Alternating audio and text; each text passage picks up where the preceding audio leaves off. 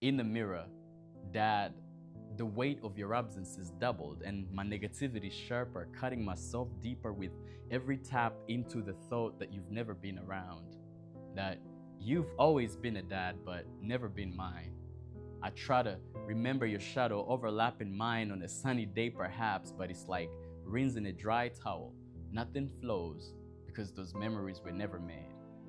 I can't picture your thumb in my tiny hands or a silly memory of my tiny feet trying on your boots. And despite loving mom more, I treasure these little moments with you more because they're limited. Limited to just wishes, which does not stop me from recounting them even though they always mount to zero. Open Mic with SKOL. Ladies and gentlemen, welcome back to SKOL Open Mic. I'm your host, Tam, and you are watching SKOL Open Mic episode 12. We're here once again providing a platform for the voices that moves random. And today's guest is literally a powerhouse of a talent. He's a writer, he's a musician, he's a spoken word artist who have performed on major stages like a Man Festival. But he doesn't just perform, he's a mentor who teaches the next generation how to tell their own stories, ladies and gentlemen.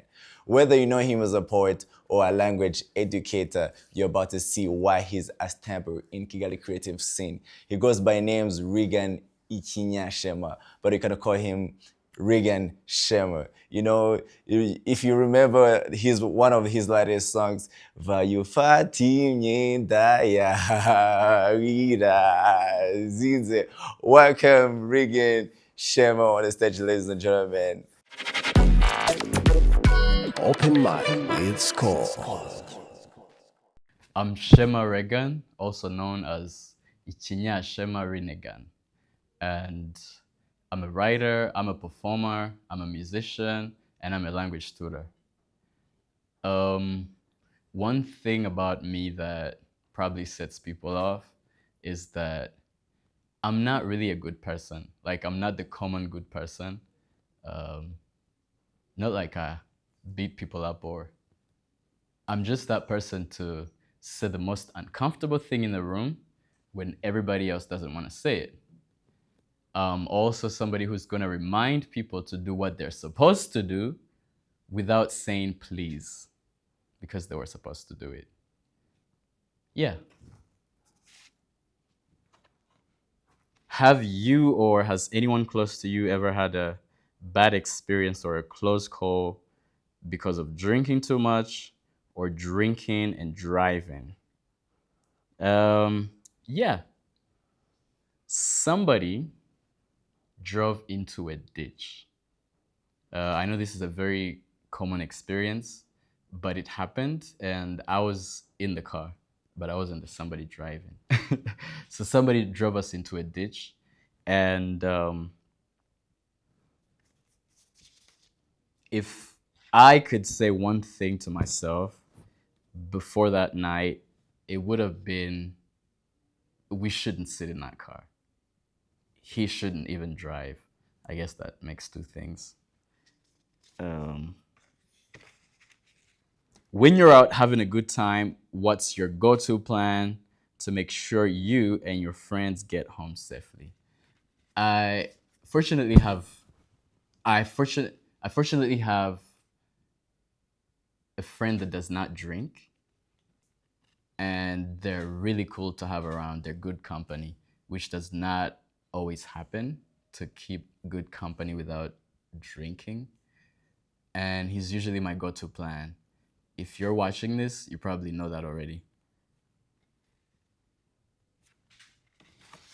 In your own words, why do you think it's so important for poets and artists to speak about drinking responsibly? Drink responsibly is a very important sentence in our society. We need to remind people to drink responsibly. But apparently, when we hear something so much as humans, it gets boring. Like, if you hear somebody say, I love you forever, the words start to lose meaning in a way. So we need poets and artists to introduce this stuff that we hear every day in new words, in new mediums. And who can do it better? Other than the artists and poets who can say something so differently, even better. I think that's it. Open Mic with SKOL. Is there any feeling that urges you to quietly leave the room where everybody else is giggling?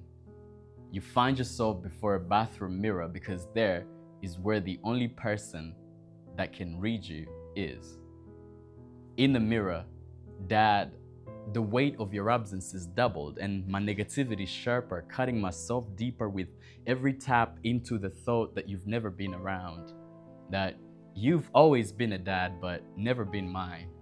I try to remember your shadow overlapping mine on a sunny day perhaps, but it's like rinsing a dry towel. Nothing flows because those memories were never made. I can't picture your thumb in my tiny hands or a silly memory of my tiny feet trying on your boots. And despite loving mom more, I treasure these little moments with you more because they're limited to just wishes, which does not stop me from recounting them even though they always mount to zero. Everybody has their luckiest day. Mine would be the one the weight of your absence on me drops because here comes my hardest thing. Tempting to forget a memory that was never made. It's like one of those dreams I frequently have, trying to escape from a passionate male monster, but my legs won't fold. The past is empty. I've had 21 years of my life to make sure of that. The future, on the other hand, is a bit tricky. Why? Because I'm so scared of becoming you that I may never let you into my life. Blood is thick, and all I'm trying to do is stretch as far as I can to reduce the risk of becoming you.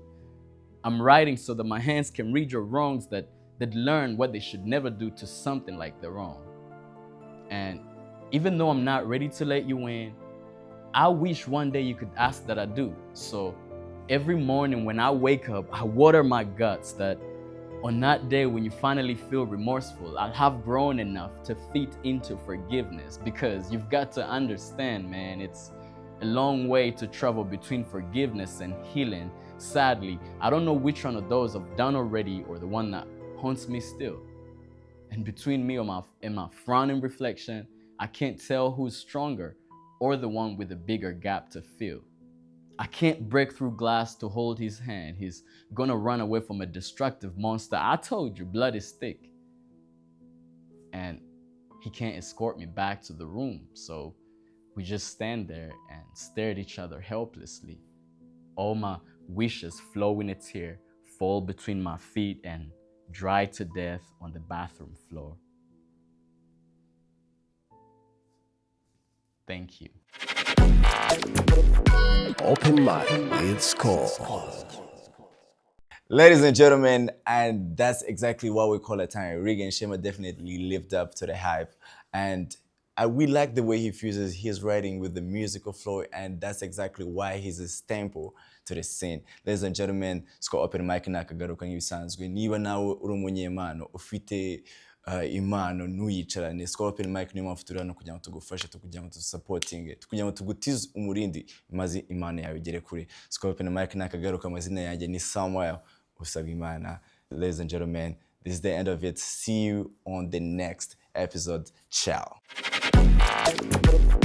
Open Mic with SKOL.